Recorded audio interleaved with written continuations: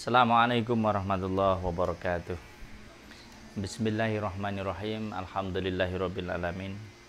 Wa bihi nasta'inu ala umuri dunya waddin. Assalatu wassalamu ala asyrafil anbiya'i wal mursalin sayyidina wa maulana Muhammadin wa ala alihi wa ashabi ajma'in, amma ba'd. Para jamaah rahimakumullah, mari bersama-sama kita awali perjumpaan ini dengan bersyukur kehadirat Allah Ta'ala.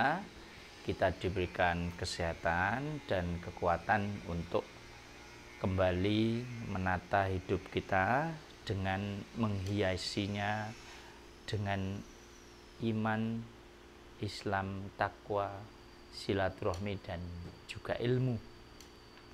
Sholawat dan salam semoga tersanjung kepada baginda Nabi Muhammad SAW, keluarga Rasulullah dan para sahabat yang sunnah-sunnahnya kita ikuti dan syafaatnya kita nantikan di yaumil qiyamah. Pada kajian kali ini kita akan membaca hadis yang keempat dari kitab Arba'in An-Nawawi, di mana hadis yang keempat ini adalah perihal amalan seseorang itu tergantung dari penutupnya. Penutup yang dimaksud adalah amal apa yang dilakukan menjelang kematiannya. Baik teman-teman sekalian, saya akan membaca, bisa ditirukan ya, untuk biar kita punya juga pemahaman bunyi dari hadisnya. An Abi Abdurrahman Abdillah ibni Mas'udin radhiyallahu anhu qala, mari. Ana Abi Abdurrahmani Abdillah ibni Mas'udin sallallahu alaihi wasallam qala, saya dulu panjenengan menirukan, haddatsana Rasulullah sallallahu alaihi wasallam wa huwa shadiqul masduq, inna ahadakum yajma'u khalquhu fi batni ummihi arba'ina yauman nutfatan summa yakunu alaqatan mithla dzalik summa yakunu mudghatan mithla dzalik summa yursalu ilahil malaku fayanfuhu fihi ruha wa yu'maru bi arba'i kalimatin bikat bi rizkihi wa ajalihi wa amalihi wa syakiyun aw sa'id fawalladzi la ilaha illa ghairuhu fawalladzi la ilaha ghairuhu inna ahadakum la ya'malu bi amali ahlil jannati hatta ma yakunu bainahu wa bainaha illa dhira'un fayasbiqu alaihil kitabu faya'malu bi amali ahlil nari fayadkhuluha wa inna ahadakum la ya'malu bi amali ahlin nari hatta ma yakunu bainahu wa bainaha illa dhira'un fayasbiqu alaihil kitabu faya'malu bi amali ahlil jannati fayadkhuluha. Itu adalah bunyi hadisnya. Sekarang kita bersama-sama lihat untuk tarjamahnya. An Abi Abdurrahman Abdullah ibni Mas'ud, dari Abu Abdurrahman Abdullah bin Mas'ud. Jadi hadis ini diriwayatkan oleh salah satu sahabat Nabi yang utama, yaitu Abu Abdurrahman Abdullah bin Mas'ud. Ya, jadi nama dari sahabat yang meriwayatkan ini adalah Abu Abdurrahman Abdullah. Bapaknya namanya Mas'ud bin Mas'ud radhiyallahu anhu. Jadi radhiyallahu anhu adalah gelar ya yang kita sebut kalau kita menyebut nama sahabat Nabi itu radhiyallahu anhu. Beliau berkata, haddatsana, kami diberitahu Rasulullah sallallahu alaihi wasallam oleh Rasulullah sallallahu alaihi wasallam, wa huwa shadiqul masduq, dan beliau berkata wahwa, dan dia, dan beliau, ya beliau ini berarti beliau Rasulullah, as-shadiqu adalah orang yang benar, al-masduq, dan orang yang diberikan kebenaran. Jadi Abu Abdurrahman Abdullah ini menyampaikan bahwa Rasulullah itu orang yang menyampaikan kebenaran sekaligus diberi ya wahyu, yang merupakan wahyu itu adalah perihal yang benar. Jadi kalau sodik itu benar, masduk itu sebagai maf'ul ya, jadi yang dikenai pekerjaan itu orang yang diberi kebenaran, itulah masduk. Yang benar lagi dibenarkan perkataannya. Jadi beliau itu yang dikatakan itu benar, dan apa yang dikatakan itu benar. Artinya bahwa tidak ada keraguan terhadap kebenaran yang disampaikan oleh Rasulullah itu. Inna ahadakum yajma'u khalquhu fi batni ummihi arba'ina yauman. Inna, sesungguhnya ahadukum, salah satu di antara kalian, yajma'u, dikumpulkan khalquhu, penciptaannya, fi batni ummihi, di dalam perut ibunya, arba'ina yauman, 40 hari. Jadi pada zaman itu, zaman Rasulullah Sugeng itu, belum ada ilmu embriologi, ilmu ginekologi yang membahas tentang perkembangan janin di dalam perut seorang ibu secara ilmiah dan detail. Itu sejatinya belum ada, tetapi beliau mendapatkan pengetahuan ini dari wahyu yang beliau terima, sehingga beliau ini menyampaikan bagaimana perkembangan janin di dalam rahim seorang ibu, yang beberapa ratus tahun kemudian dibuktikan kebenarannya melalui sains, melalui pengetahuan kedokteran. Bagaimana arba'ina yauman, 40 hari itu bentuknya adalah nutfatan. Nutfatan itu setetes air mani ya, jadi artinya adalah bertemunya air mani dari laki-laki, dari badannya laki-laki bertemu dengan sel indung telur ya dari perempuan. Ya, ketika bertemu ini kemudian jadilah yang namanya nutfah. Awal dari terbentuknya seorang manusia itu namanya nutfah, setetes air mani. Summa yakunu alaqatan, kemudian menjadi alaqah. Alaqah itu segumpal darah. Mithla dzalika, seperti itu.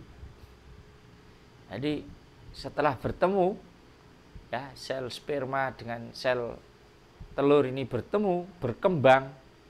Kalau kemarin saya menyampaikan ya, materi ini di majelis yang lain, itu kebetulan salah satu yang hadir itu seorang dosen biologi, jadi beliau membantu saya menjelaskan secara ilmiah. Ya kurang lebih yang disampaikan persis sama yang ada di hadis ini. Jadi berkembang, kemudian menjadi segumpal darah, kemudian berkembang lagi, mithla dzalika summa yakunu mudghatan, kemudian menjadi segumpal daging.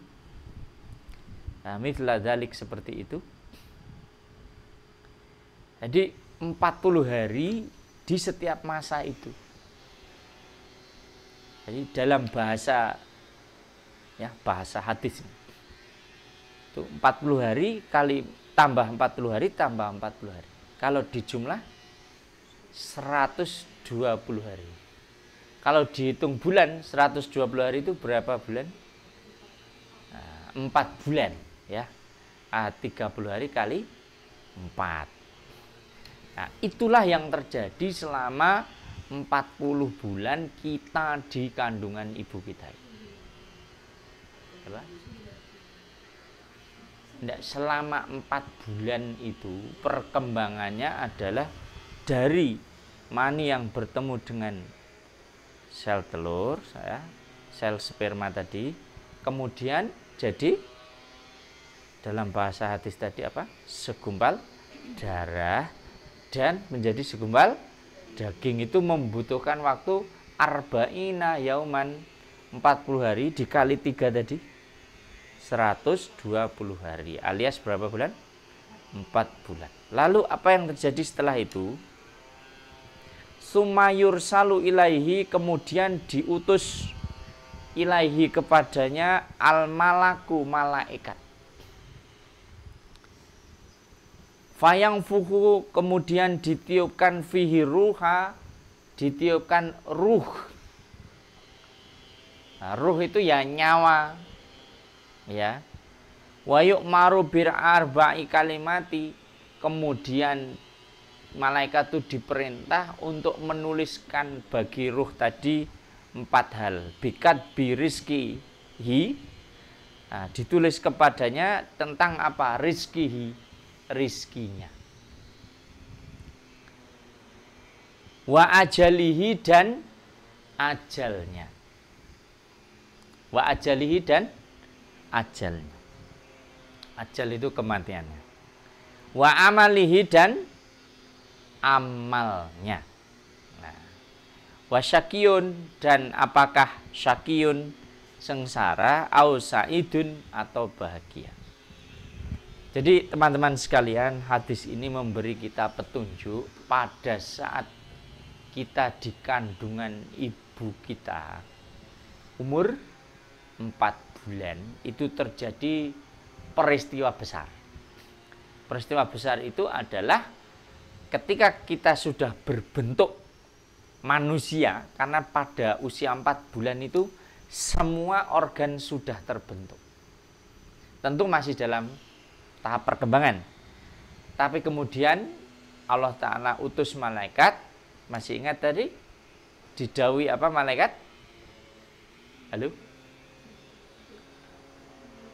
Meniupkan ruh, ya, sambil meniup ruh itu dituliskan 4 perkara tentang rizkinya, tentang ajalnya, tentang amalnya, tentang bahagia atau celakanya.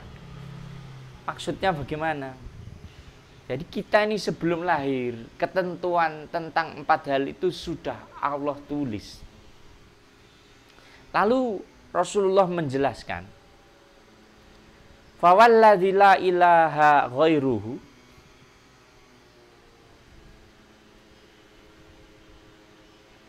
demi zat yang tidak ada Tuhan selainnya, maksudnya adalah demi Allah. Inna, sesungguhnya ahadakum, di antara kalian layak malu bi amali ahlil jannah, ada yang beramal dengan amalnya ahlil jannah, penduduk surga. Maksudnya amal baik apa buruk? Amal baik. Jadi ada orang itu yang beramal baik,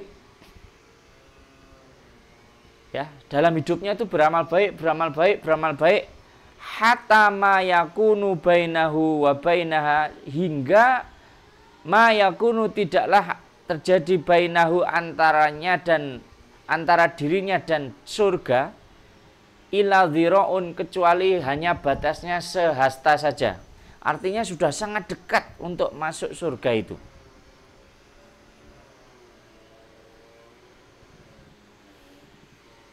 Kemudian apa yang terjadi? Fayasbiqu alaihil kitab, tetapi takdirnya mendahuluinya. Fayamalu bi amali ahlinar, maka dia beramal dengan amalnya penduduk neraka, ahlunar. Fayadkhuluha, kemudian dia masuk ke dalam neraka. Jadi teman-teman sekalian, di bagian ini Rasulullah menjelaskan, ada orang tuh yang garis hidupnya beramal baik, sehingga dia sudah sangat dekat dengan surga. Tapi kemudian dia beramal yang buruk, yaitu amalnya ahlun nar, dan berakhir dia ini masuk neraka. Ada yang sebaliknya pada keterangan lanjutannya, wa inna, dan sesungguhnya ahadukum, salah satu di antara kalian, layak malu bi amali ahlin nar, benar-benar beramal dengan amalnya ahlu neraka. Amal baik apa buruk? Ahli neraka amal buruk. Hatta mayakunu bainahu wa bainaha, hingga jarak antara dirinya dan neraka itu illa dhira'un, kecuali satu hasta saja. Sudah sangat dekat, ya, sangat dekat dengan neraka itu. Fayasbiku alaihil kitab, lalu kemudian takdirnya mendahulunya. Fayamalu bi amali ahlil jannah, kemudian beramal dengan amalnya ahlul jannah, penduduk surga. Amal baik apa buruk? Amal baik. Fayadkhuluha, maka kemudian ia masuk surga. Baik teman-teman sekalian, mari kita bahas sekarang sesuai dengan pembahasan para ahli hadis, ya, para alim ulama ahli hadis dalam membahas kandungan dari hadis ini. Yang pertama adalah perihal kejadian kita di dalam perut ibu kita. Ngomong-ngomong, jenengan ingat enggak kejadian itu dulu waktu masih di dalam ini? Ya, enggak ada yang ingat, tapi itulah awal kita diciptakan oleh Allah. Jadi alam pertama kita itu alam apa namanya? Ruh. Alam ruh itu sudah di Lauhul Mahfudz sana sudah ada kita itu, tapi belum ditakdirkan Allah untuk punya casing, punya jasad. Nah, jasad kita itu awal terjadinya karena pertemuan antara bapak kita dengan ibu kita. Kemudian terjadi proses tadi selama 120 hari, alaqatan mudghotan, ya. Jadi yang pertama adalah nutfatan alaqatan mudghotan, setetes air nutfah, air mani, kemudian segumpal darah dan segumpal daging. Prosesnya seperti itu. Siapapun dia yang terlahir dari rahimnya ratu atau raja, atau terlahir dari rahim ratu, ya, kalau rahim itu ya mesti ratu, ya, atau dari orang biasa, prosesnya sama. Jadi semuanya seperti itu. Kita juga kejadiannya karena bertemunya sperma dari bapak kita dengan ibu kita. Ya, hanya Nabi Adam dan Nabi Isa alaihissalam saja yang kejadiannya tidak seperti itu. Nabi Isa alaihissalam misalnya itu tidak terjadi karena pertemuan bapak dan ibu, karena beliau ditakdirkan oleh Allah langsung ditiupkan ruh ke dalam rahimnya Maryam, ibu beliau, tanpa sentuhan laki-laki. Itu hanya terjadi itu saja. Jadi tidak, itu termasuk salah satu keajaiban, ya, yang disebut dengan mukjizat. Mukjizat Nabi Isa itu salah satu kejadiannya beliau itu seperti itu. Tapi kalau selain beliau itu sama, kita itu punya ayah, punya ibu. Jadi semua orang punya ibu, punya ayah. Kemudian di dalam proses itu terjadi sebuah proses yang kita tidak pernah akan tahu kecuali kemudian diberi petunjuk oleh Rasulullah melalui hadis beliau ini. Apa sih yang terjadi pada 4 bulan pertama di dalam kandungan ibu itu? Ternyata kita ini diberi ruh, ya, ditiupkan ruh, kemudian ditulis 4 hal. Ya, yang pertama tadi apa? Rizkinya. Jadi perkara rizki itu Allah sudah tulis. Loh Pak, kalau rizkinya sudah ditulis berarti kita ini tidak usah ngoyo-ngoyo lah, nyambut gawe gitu. Jawabannya tidak. Karena apa? Karena Allah tuh memberi kita rahmat, karunia sekaligus ujian.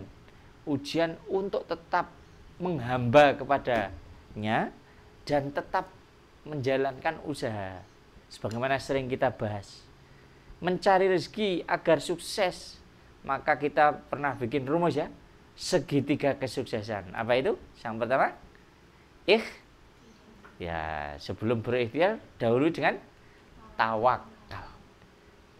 Kenapa kok tawakal nomor 1? Nah, karena ternyata urusan rezeki itu sudah ditulis. Kita ini pasrah, berserah diri kepada Allah.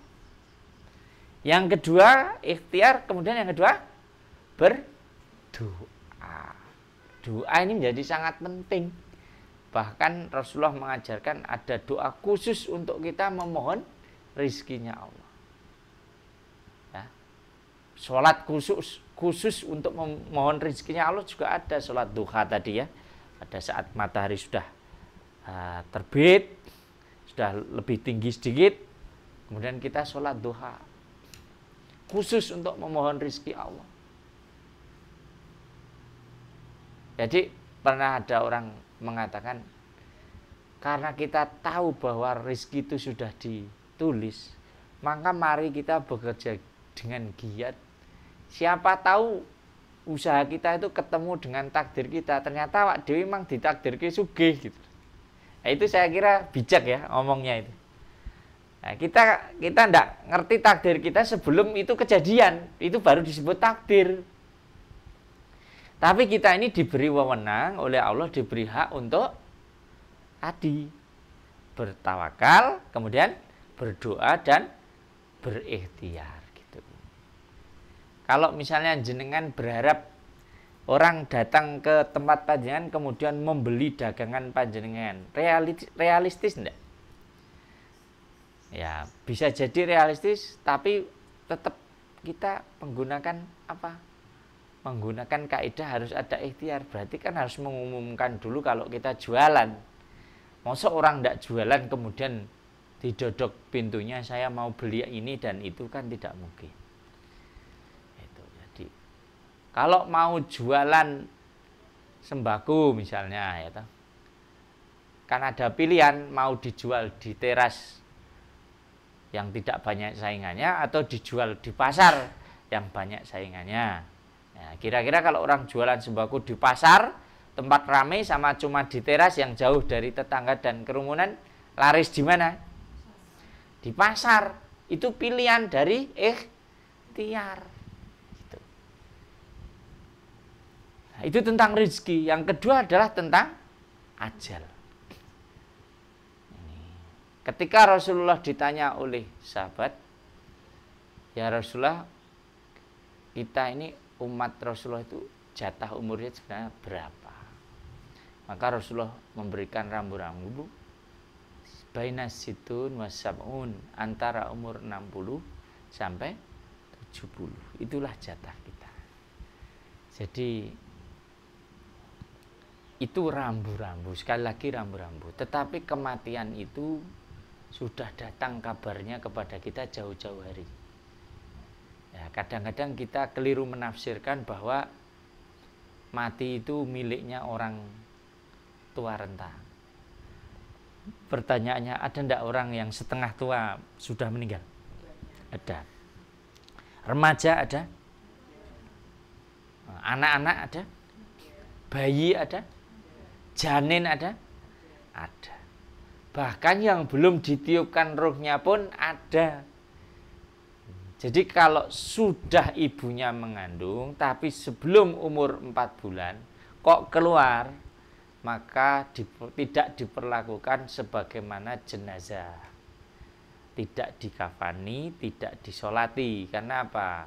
Belum ada ruhnya. Tapi kalau setelah 4 bulan, nah itu keluar miskram ya, miscarriage. Apa namanya? Ning corok ini, Mbak. Keguguran, yaitu di kafani, di solati. Ya, itu. Nah, teman-teman sekalian, ajal itu sudah ditulis. Kalau tadi saya mengatakan kabar tentang kematian itu sudah datang jauh-jauh hari kepada kita, dari mana? Firman Allah Ta'ala, a'udzubillahi minasyaitonirrajim, kullu nafsin dha'iqatul maut. Setiap yang bernyawa itu dha'iqatul maut akan bertemu dengan yang namanya kematian. Jadi ini yang hadir di majelis ini ya, coba tak absen ya. Jenengan merasa hidup enggak? Saat ini. Ya, tak takoni sih ya. Ketika saya tanya merasa hidup, iya, berarti kalau kita merasa hidup sudah ada kabar apa? Bakal mati. Semua yang punya nyawa itu nanti akan mati.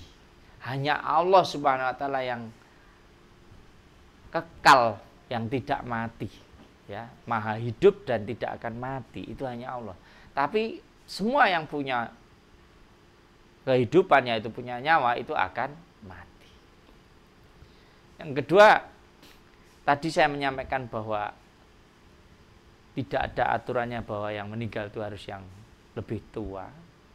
Tetapi ini bermakna bahwa kalau umur kita itu ditambah oleh Allah 1 hari, itu artinya, coba gunakan pikiran yang jernih ya teman-teman. Setiap umur kita itu tambah 1 hari, kita itu makin dekat apa makin jauh dari kematian? Makin dekat, sehari lebih dekat. Umur kita tambah seminggu berarti seminggu lebih dekat. Sebulan berarti sebulan lebih dekat. Setahun berarti setahun lebih dekat. Jadi kalau orang merayakan miladnya itu mereka mestinya sadar bahwa mereka telah 1 tahun lebih dekat dengan apanya? Kematiannya. Itu ajal. Ya, ajal itu seperti itu. Kemudian dituliskan juga tentang amalnya. Apakah nanti orang ini ditakdirkan punya amal yang baik atau tidak. Kemudian sa'idun, apakah dia termasuk orang yang bahagia, au syakiyun, atau orang yang celaka. Kemudian Rasulullah SAW memberikan kita petunjuk, ada orang yang ngamalnya tuh jelek, tapi di akhir dia beramal baik, masuk surga. Tapi ada orang sebaliknya, berbuat jelek, baik, berbuat jelek, masuk neraka, dan sebaliknya. Kita ambil contoh ya. Ada orang berbuat tidak baik. Di zaman perang Yarmuk dulu ada salah seorang tentara Romawi ya yang melawan tentara Muslim. Itu seumur hidup dia membela agamanya, membela bangsanya, berkonflik dengan eksistensi umat Islam. Karena memang seorang kombatan, seorang tentara. Tapi Allah menghendaki tentara ini dapat hidayah. Sehingga di tengah berkecamuknya perang, dia bertemu 4 mata dengan salah seorang perwira Muslim dan bersyahadat. Yang menarik kemudian dalam kisah ini, dan ini kisah nyata ditulis oleh sejarah, panglima tadi yang perwira tadi yang dari Romawi ini beberapa saat setelah bersyahadat ini terbunuh. Lalu berita ini sampai kepada Rasulullah. Kemudian ditanyakan bagaimana nasib daripada orang Romawi tadi yang dia ini bersyahadat, baru aja bersyahadat, belum sempat untuk beramal beramal soleh sebagai orang Islam, tapi sudah terbunuh. Maka Rasulullah menyampaikan bahwa fil jannah, dia ini di surga. seumur hidup. Belum pernah sholat bahkan. Ya, seumur hidup kafir, tetapi di akhir hayatnya bersyahadat dan kemudian Allah panggil, maka masuk surga. Ada contoh yang lain, seorang sahabat ini seorang mukmin dan pemberani berangkat ke medan perang dan di situ mendapatkan luka-luka yang sangat banyak karena saking sengitnya peperangan yang beliau ikuti ini. Dan para sahabat sangat kagum dengan keberanian beliau ini, tetapi karena luka yang dideritanya cukup serius dan tidak kunjung sembuh, ada keputusasaan, kemudian sahabat ini bunuh diri. Lalu ini diadukan kepada Rasulullah, bagaimana ya Rasulullah ini kok seperti ini? Maka dijawab oleh Rasulullah bahwa finnar, orang ini termasuk ahli neraka, akan masuk ke neraka. Meskipun seumur hidupnya itu dia seorang mujahid, tapi di akhir hayatnya dia menempuh jalan yang tidak Allah ridhoi. Apa dosa besarnya yang dia lakukan itu? Hah? Halo? Nangkep enggak tadi? Bunuh diri. Kesimpulannya teman-teman sekalian, mari bersama-sama menyadari bahwa Allah itu ala kulli syai'in qadir, berkuasa atas segala sesuatu. Gunakan sisa hidup kita ini yang sampai kapan kita tidak pernah tahu untuk berbuat kebajikan dan kebajikan dan kebajikan. Mari hidup jalani seperti seorang musafir yang merasa seolah-olah tidak ada hari esok lagi untuk berbuat baik. Sekali lagi, setiap hari kita harus berlomba dengan waktu berbuat kebajikan seolah-olah besok tidak ada hari lagi. Karena apa? Kita tidak pernah tahu akan sampai kapan diberi umur. Kemudian menghindarkan diri dari berbuat maksiat seolah-olah hari itu adalah hari terakhir kita dan tidak ada hari yang lain untuk bertobat. Demikian yang saya sampaikan teman-teman sekalian. Semoga Allah Ta'ala berikan kita kekuatan ya, taufik dan hidayah untuk senantiasa beramal baik. Sejak dulu, sekarang, dan akan datang hingga Allah takdirkan ajalnya kita dalam keadaan husnul khotimah. Mari kita tutup bersama dengan doa dan terkhusus untuk rekan-rekan kita yang sedang diberikan ujian sakit. Semoga diberikan kesembuhan. Ala hadhihi wa ala kulli niyatin sholihah. Al-Fatihah. A'udzubillahi minasyaitonirrajim. Bismillahirrahmanirrahim. Alhamdulillahirabbil alamin arrahmanirrahim maliki yaumiddin. Iyyaka na'budu wa iyyaka nasta'in ihdinas siratal mustaqim siratal ladzina an'amta 'alaihim ghairil maghdubi 'alaihim waladdallin. Allahumma shalli wa sallim ala sayyidina Muhammadin sayyidil awwalin wal akhirin wa radhiyallahu tabaraka rabbana wa ta'ala an kulli sahabati rasulillahi ajmain.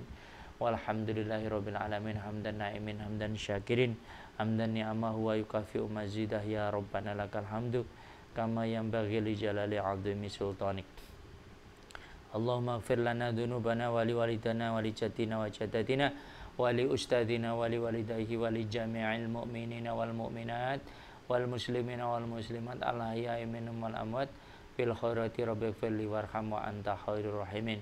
Allahumma inna nas'aluka salamatan fid dinina wa fiatan fil jasadina wa ziyadatan minna barakatan fi rizqina wa taubatan qabla mautina wa rahmatan indal mautina wa maghfiratan ba'dal mautina. Allahumma hawwin alaina fi syakaratil mautina wa najatan minan nar wal afa indal hisab. Allahumma aslih lana dunyana allati fiha ma'ashuna wa aslih lana akhiratana allati ilaiha ma'aduna waj'alil hayata ziyadatan lana fi kulli khair waj'alil mauta rahatan lana min kulli syarr. Allahumma inna nas'aluka al-afiyah adhibil ba'sya isfihi ahlina LKP Kampung Giri Semarang. Isfihi la shifa'a illa shifa'uka shifa'a la yughadiru saqama. Rabbana dhalamna anfusana wa illam taghfir lana wa tarhamna lanakunanna minal khasirin. Rabbana atina fid dunya hasanah wa fil akhirati hasanah wa qina adzabannar. Wa sallallahu ala sayyidina Muhammadin nabiyil ummi wa ala alihi wa sahbihi wa barik wa sallim walhamdulillahi rabbil alamin. Billahi taufiq wal hidayah. Assalamualaikum warahmatullahi wabarakatuh.